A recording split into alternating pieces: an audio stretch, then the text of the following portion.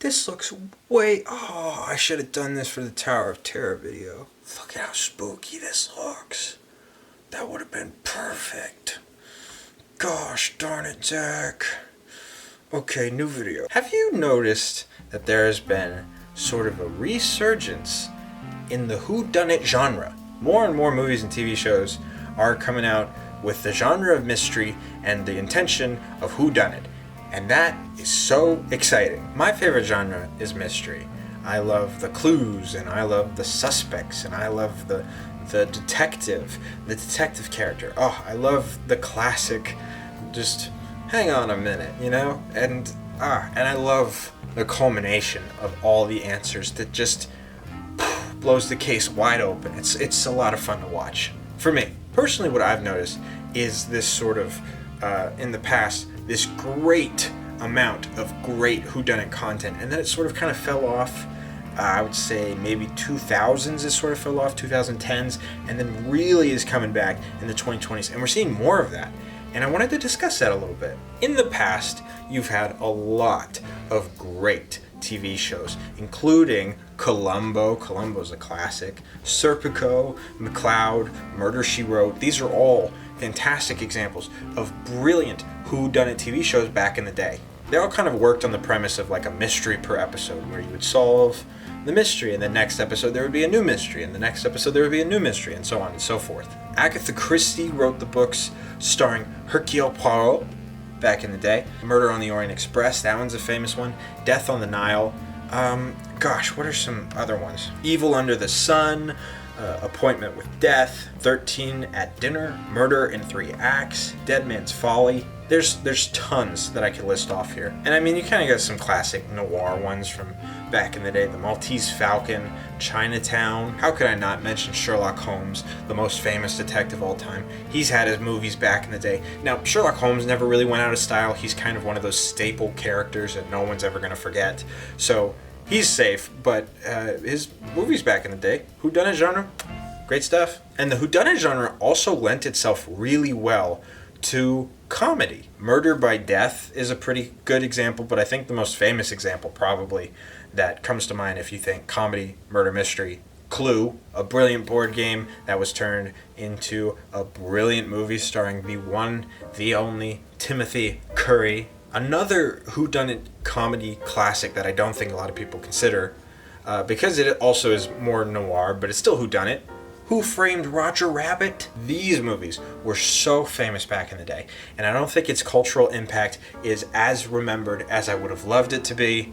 The Pink Panther. Yeah, Pink Panther had like 8 movies. Great stuff. There was even a whodunit game show, not the modern one that I've actually talked about on my channel before. Please watch that video. But there was a whodunit game show in the 70s. That's how beloved this genre is, that you can make a game show out of it. But this genre slowly declined. I don't know if it was for any reason. Maybe I should have done my research. Wow, there's an article about this.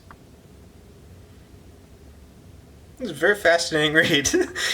I didn't mean to just read in the middle of the video. Basically, they just kind of fell off. It was kind of getting redundant. There was so much of it that the genre just kind of fell off, especially in movies and television.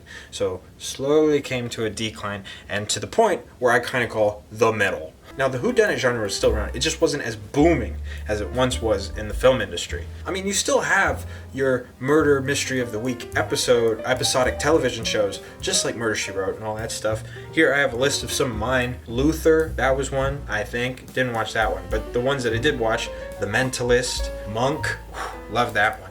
Psych, ones that I didn't get a chance to watch yet, but would like to in the future and have heard their whodunits. Castle, White Collar, Bones, those are great examples. You also have this massive boom of something that probably requires a video in and of itself, but not for me because I haven't watched any of his TV shows. But Dick Wolf popped off with all of these Law and Order, CSI, FBI, there's Chicago universe, like the cop shows. They're still going today, of course, but there was just so much. I mentioned before that the whodunit genre really lends itself to particular different genres, one of which being comedy, but another one, horror. Scream is a great whodunit franchise. If you haven't seen the movies, it's not just a serial killer going around killing people. It's a serial killer going around killing people. But who is it? That's always a big thing in the movies.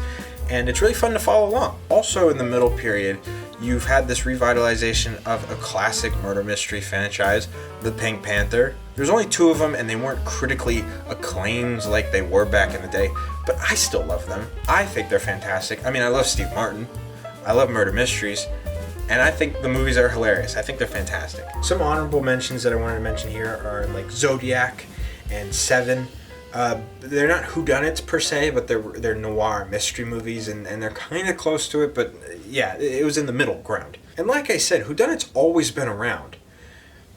But I feel like ever since November 27th, 2019, or somewhere around there, of course, we've kind of had this resurgence of whodunits because of Knives Out. Knives Out, and I'll just mention here, Glass Onion, flips the genre on its head twice. They are classic whodunits that are so brilliantly written.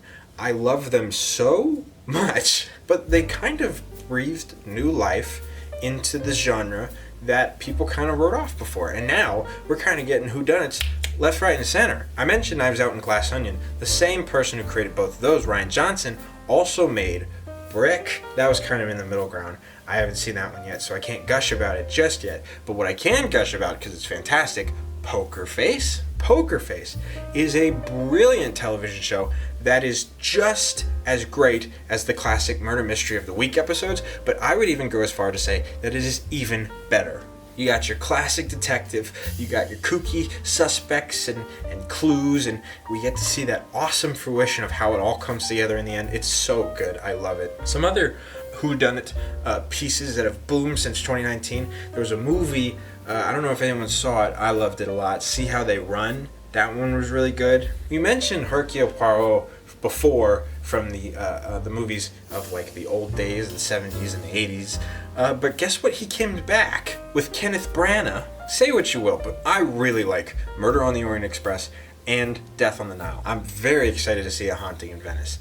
I love Kenneth Branagh as Hercule Poirot. He's very good. The noir genre is being utilized in very nostalgic, great ways today too. You have The Nice Guys. Ooh, that one's a good one. Too bad we probably won't get a sequel to that. Under the Silver Lake, that one kind of flips noir on its head a little bit, but it's still so good. And a TV show that was canceled way too soon. I love me some Perry Mason. Speaking of which, Perry Mason's also from classic television too.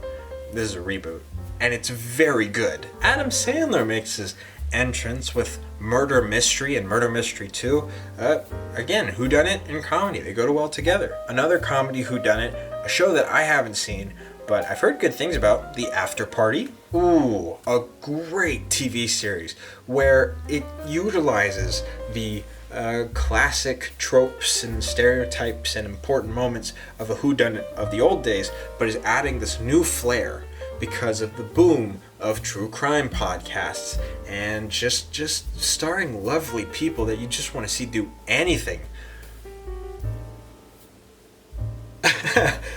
Only Murders in the Building.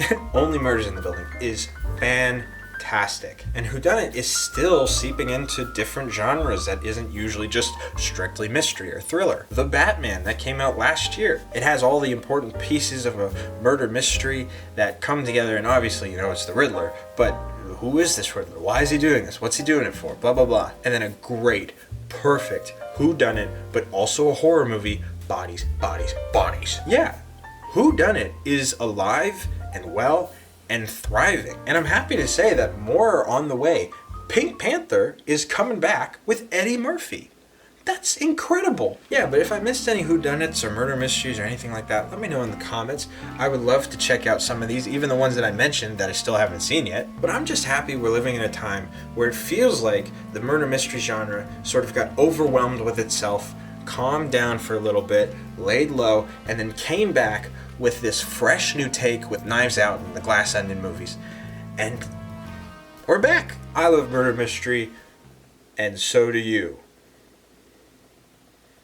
You better. Thanks for watching. Now go solve the mystery of who subscribed to me. It better be you.